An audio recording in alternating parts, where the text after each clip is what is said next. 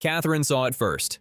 Long before the Oprah interview, long before the Netflix documentary, long before 400 pages of memoir pulled the royal family apart in public. While the rest of the world was still enchanted by coordinated outfits and breathless coverage of the Fab Four, Catherine had already formed a view.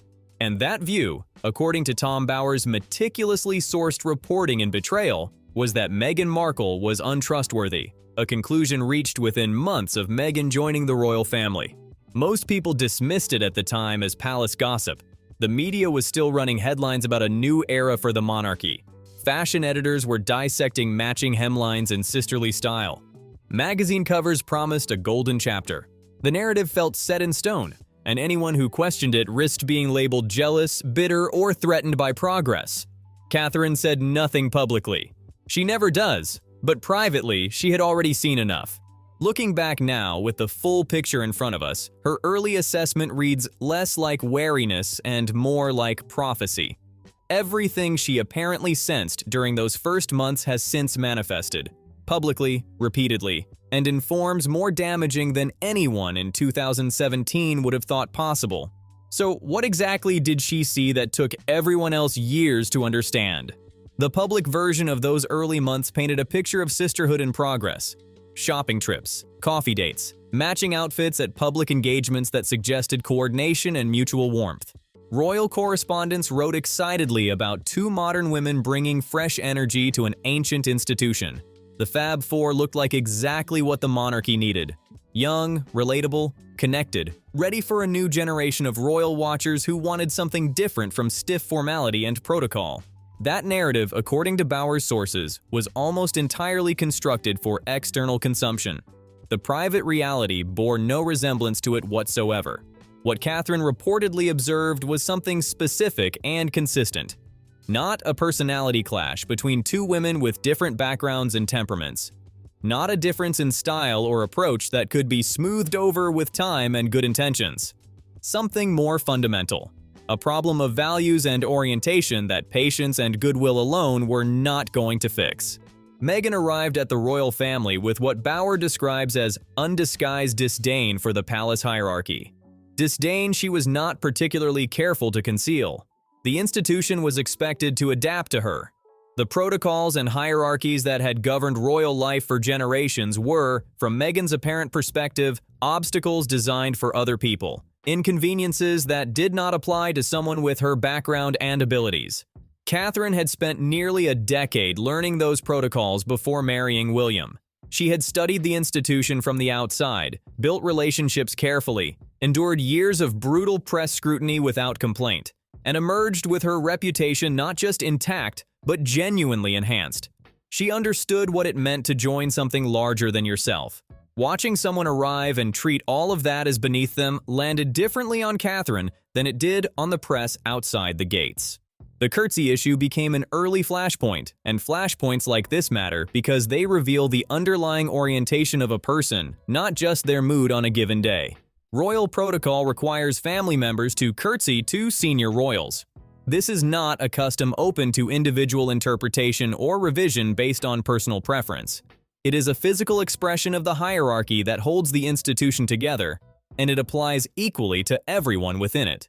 Meghan's apparent resistance to showing this deference toward Catherine was, according to those close to the situation, not about modernizing outdated customs or challenging meaningless formality. It was about ego.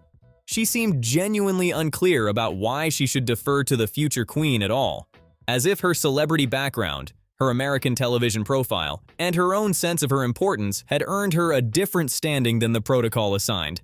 That attitude set the tone for what followed, and Catherine, who had shown the same deference to the same hierarchy for years without complaint, recognized it immediately for what it was.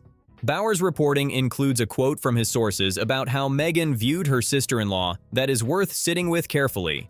Meghan apparently regarded Catherine as an untalented prude who ought to show the respect that Meghan herself deserved. Not a senior royal whose position warranted deference. Not someone who had earned her standing through years of patient service. Not the future queen consort. Someone beneath her. The audacity embedded in that assessment is considerable. Here was a woman who had been part of the institution for months, looking at someone who had prepared for decades to become queen consort, and concluding that the wrong person was being accorded respect, that the hierarchy had it backwards, that she, after a few months, was more deserving of deference than someone who had spent her adult life earning it. This was not ambition. Ambition, even aggressive ambition, operates within a realistic reading of the environment. What this reflects is something closer to a conviction so strong about her own superiority that the most basic features of the situation around her could not alter it. If you are finding this breakdown useful, hit the like button. It genuinely helps Palace Insider reach more people who want the full picture. What made day-to-day life increasingly difficult was not any single incident, but the cumulative pattern. Normal royal engagements started to feel like personal photo opportunities. Events organized to highlight charities and communities became platforms for individual branding. Catherine, who had always approached public duties with restraint and institutional focus, suddenly looked understated by comparison simply because she was doing her job the way it was supposed to be done. The rules of engagement had shifted without anyone's consent. Palace insiders came to believe something even more startling about how Meghan viewed herself within the institution. Some concluded that she genuinely saw herself as a more fitting future queen than Catherine. Consider what that requires. Arriving in a centuries-old institution, marrying the spare rather than the heir, and deciding internally that you are better suited for the top role than someone who has spent her adult life preparing for it. This was not ambition in any recognizable form. It was a fundamental misreading of reality. Both William and Catherine reached the same conclusion, and they reached it quickly. Bauer describes both of them coming to view Meghan as a threat rather than an ally. They understood what they were dealing with, even as the world outside remained captivated by the fairy tale version of events. They also understood something about Harry that made the situation considerably harder to address. They knew his vulnerabilities, the difficult years following his mother's death, the periods of real personal struggle that had been documented privately within the family for years, and the pattern of relationships that had not served him well. Harry was susceptible in ways that made intervention feel almost impossible once the relationship had momentum. The person closest to him was also the person least likely to welcome that conversation. They tried anyway. Bauer describes a reconciliation meeting at the Cambridge home during the period after the honeymoon. Both couples sitting down to address their differences directly, to find a way to work together, to establish a functional relationship that could sustain years of public duties alongside each other. Both couples reportedly arrived at that meeting. Neither couple left it with what they had come to find. The attempt failed. And what Catherine and William had privately understood before the meeting only became clearer afterward. Meghan was not reconciled to what her position within the family actually was. She had not made peace with the hierarchy. She had not accepted that her role was to support the institution rather than compete within it for a different kind of standing. That fundamental incompatibility could be managed perhaps, but it was not going to be resolved by a single conversation in a Kensington drawing room.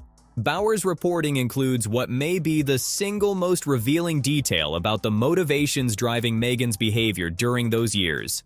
According to his sources, she lamented Harry's unlikely path to the throne and her own resulting inability to ever be queen. She had apparently viewed the marriage, at least in part, as a path toward that kind of ultimate standing, and discovered that the accident of Harry's birth order had made that path unavailable. The frustration of that discovery appears to have shaped how she approached virtually everything that came after it. The moment that confirmed everything Catherine had sensed came in March 2021. The Oprah interview delivered what a source speaking to OK magazine described as the ultimate betrayal, language the Princess of Wales apparently used herself in private. She cannot forgive what transpired. Understanding why requires looking carefully at what the interview actually did, not just what it said. The claim that Catherine made Meghan cry over a disagreement about flower girl dresses reversed what multiple credible sources say actually happened. The suggestion that concerns were raised within the family about Archie's skin color before his birth implicated everyone around the institution in racism, including Catherine, who had no involvement and whose reputation was dragged into an allegation she could not publicly defend without appearing to attack a pregnant woman. The overall portrait of the family as cold, unwelcoming, and institutionally cruel placed Catherine squarely inside a narrative designed for maximum damage and minimum recourse. Think about the precision of that positioning. Catherine could not respond without looking defensive. She could not deny specific claims without escalating the confrontation. She could not stay silent without appearing to confirm the account by default. The interview was constructed in a way that offered no good options to anyone it implicated, and the people closest to those events understood that the construction was not accidental. And the woman who could not bring herself to curtsy to the future queen had no difficulty publicly humiliating her before tens of millions of viewers. Catherine's response was not grudge-holding or pettiness. It was self-preservation based on clear-eyed pattern recognition developed over years of observation. She understood that anything shared with Meghan could become usable material. Private family moments could be reframed as grievances. Genuine attempts at connection could be repurposed as evidence of cruelty. The only rational response was distance. And that is what followed. She had tried to extend genuine warmth. She had made time and effort for a relationship she understood to be important to the institution and to Harry. All of it was repaid with accusations designed to damage her reputation before a global audience, delivered with the precise detail that only comes from someone who was close enough to observe the private moments being weaponized. The patterns Catherine identified early have only become more visible over time. Every public appearance reinforces the same fundamental orientation: self-promotion over service, personal extraction over institutional loyalty. The specific incidents that have drawn criticism are not isolated. They form a pattern that anyone watching consistently can now trace clearly. The Australia Wellness Retreat is one example worth examining closely. Attendees paid approximately $3,000 for what was advertised as an intimate girls' weekend with Meghan. Yoga sessions, shared meals, genuine access to the Duchess in a meaningful setting. The expectation being sold was of real time, real connection, real engagement with someone who was presenting herself as a global wellness figure. What they received was roughly 30 minutes of her presence before she moved on to her next engagement. Reports described attendees as absolutely furious, describing the experience as entirely unlike what had been sold to them. One source said a friend had paid all that money having been promised a whole weekend of fun and substance and left with something that bore no resemblance to the description. The monetization of what were ostensibly meaningful public engagements during the same Australian trip attracted a different kind of criticism entirely, the kind that is harder to explain away. Meghan posed with young cancer patients at a hospital the late Queen had previously visited. Within minutes of those photographs appearing online, her outfit was shoppable through an AI fashion app in which she holds an investment stake. Every piece of clothing, every accessory, available to purchase with links attached, generating commissions from a hospital visit to seriously ill children. She also visited Bondi Beach to pay respects to victims of a terror attack. Within minutes, that outfit appeared online too. The approximate $7,000 ensemble worn to honor people who had been killed became a commercial listing. When the backlash arrived, the listing was quietly removed, but the intent had already been made entirely visible. Contrast this with how Catherine handled her own cancer diagnosis. Absolute privacy, complete dignity, zero monetization of any kind at any point. She made her announcement only at the moment where continued silence would have generated speculation more damaging than the truth. She shared minimal details. She asked for space. She returned to public duties when her health genuinely permitted, and she did so without ever attempting to construct a personal brand from the experience, invite cameras into her treatment, or use her illness as a platform for anything beyond asking to be left alone to recover. One woman views moments of public contact, including visits to cancer patients and terror victims, as potential revenue opportunities. The other faced cancer herself and asked only for privacy and grace. Catherine's early assessment of the fundamental difference in values between them has been confirmed in forms more concrete than anyone in 2018 would have predicted. Subscribe to Palace Insider and drop a comment below. The conversation this week has been seriously good. The people who worked most closely with Meghan have begun speaking with increasing openness, and what they describe aligns precisely with what Catherine detected years ago. Former staff members have coalesced around what they call, with dark humor, the Sussex Survivors Club, a name that speaks to the quality of the experience they are describing. One source, speaking to journalist Tom Sykes following the Australian tour, described Meghan in terms that were striking for their specificity. The description was of someone who operates on two entirely different registers depending on who is watching, smiling warmly for the public on one side of her face, according to this source, while delivering something considerably different to those under her authority on the other. The phrase used was that she treats anyone she has power over like a tradesman there to fix the toilet. Interchangeable, disposable. There to serve a function, and nothing more. The death stare captured on camera during an Australian walkabout provided visual evidence of exactly what those descriptions have long alleged.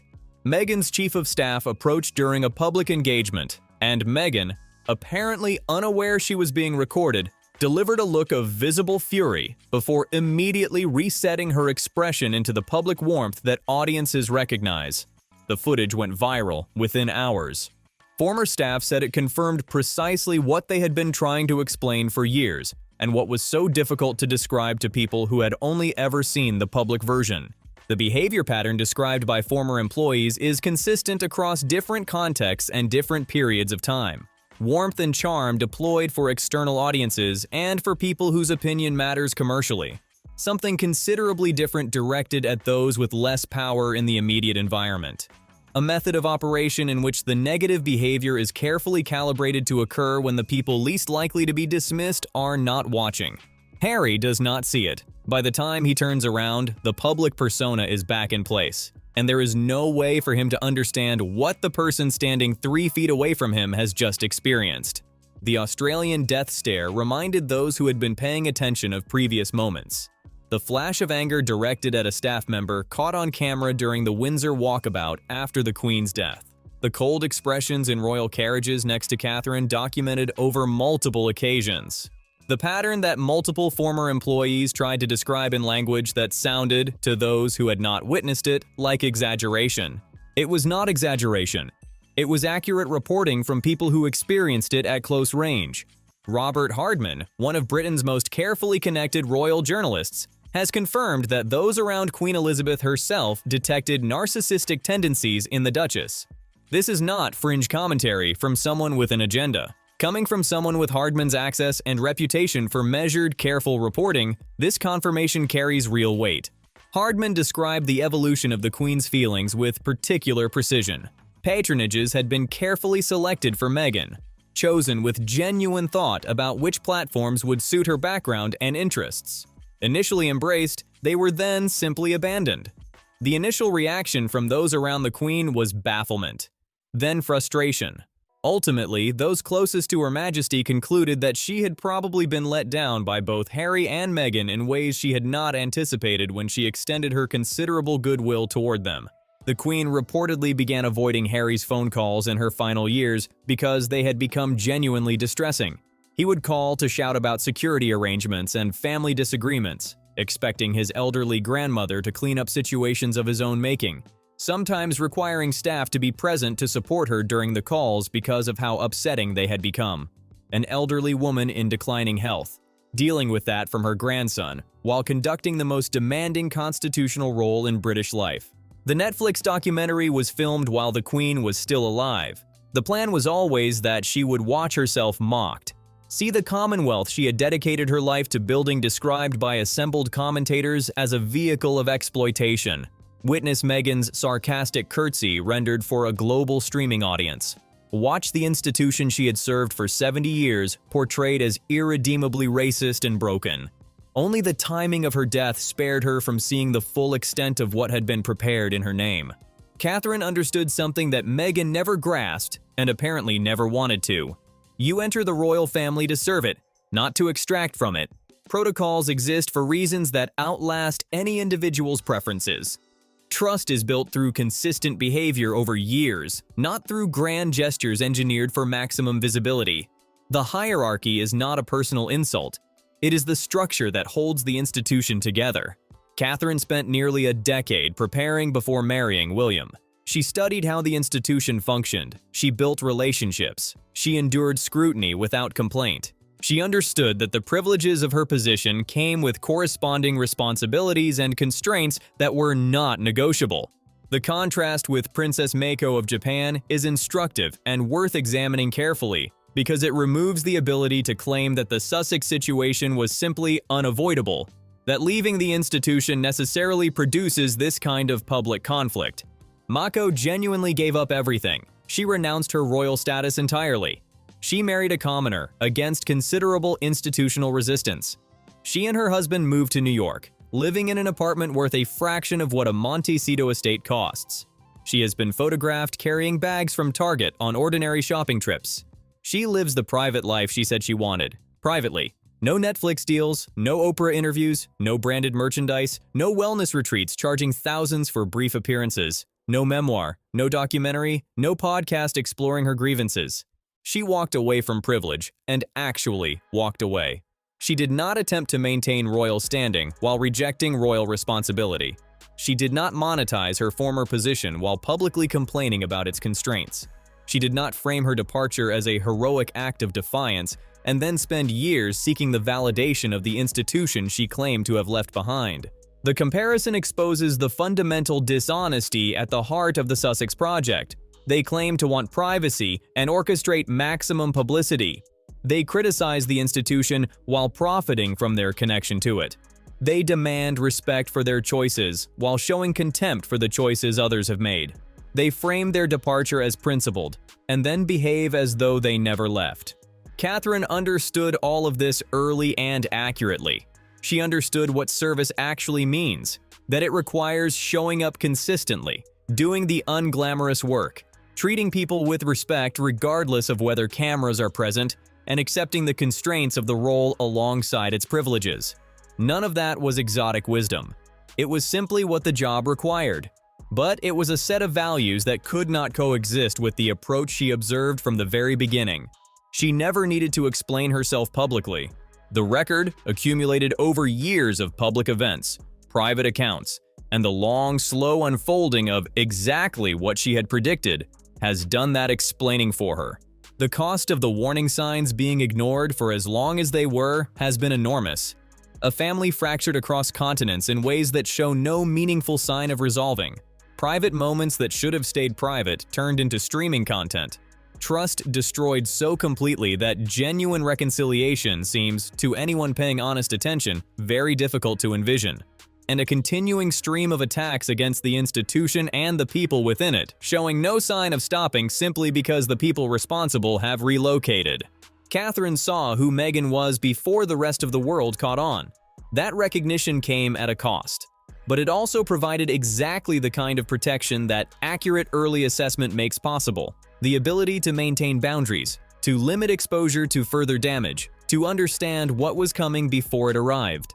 Whatever any future relationship between the two families might theoretically look like, the fundamental problem that Catherine identified in those early months remains completely unresolved. She saw it clearly then, she sees it clearly now, and protecting her family from further damage will always, reasonably take priority over the optics of any public reconciliation that does not address the underlying reality. Sometimes the person who says the least sees the most clearly and the longest. Catherine has never needed to explain herself publicly, never needed to defend her early instincts, never needed to correct the record. The record has been doing it for her, one confirmed prediction at a time, for years. Do you think there is any realistic path back from this for the two families, or has too much happened for genuine reconciliation to be more than a PR exercise? Drop your honest take in the comments below. I genuinely want to know what you think about whether reconciliation is still possible here. Subscribe to Palace Insider so you do not miss what comes next on all of these stories, and a like genuinely helps us reach more people who want the full picture. See you in the next one.